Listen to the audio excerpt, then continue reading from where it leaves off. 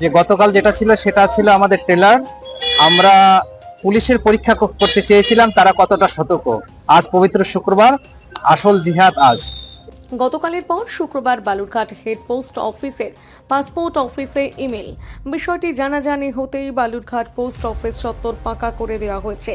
ঘটনাস্থলে জেলা পুলিশের বম্ব স্কোয়াড সহ তল্লাশি অভিযান শুরু করেছে ইতিমধ্যে। বালুরঘাট প্রধান পোস্ট অফিসে সরাসরি ইমেল আসে, যেখানে বলা হয় বিভিন্ন জায়গায় বোমা এবং আরডিএক্স এর খোঁজ পাওয়া যাচ্ছে, সেই জন্য সবকিছু বন্ধ রাখার নির্দেশ দেওয়া হয়।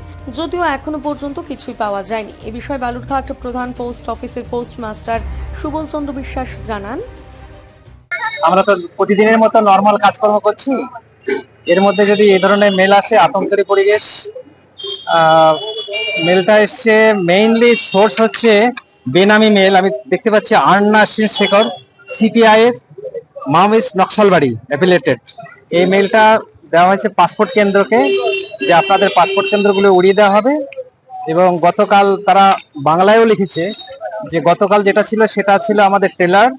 আমরা পুলিশের পরীক্ষা করতে চেয়েছিলাম তারা কতটা সতর্ক। আজ পবিত্র শুক্রবার, আসল জিহাদ আজ। এও ফলস কথা যদিও, তবু আমরা চাই যে এখানে আর না ঘটুক এটা। অসুবিধা হচ্ছে না। গতকাল আমরা পরিষেবা দিতে পারিনি।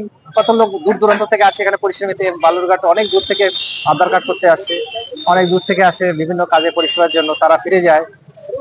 মেলটা পাওয়ার পর কি করলেন?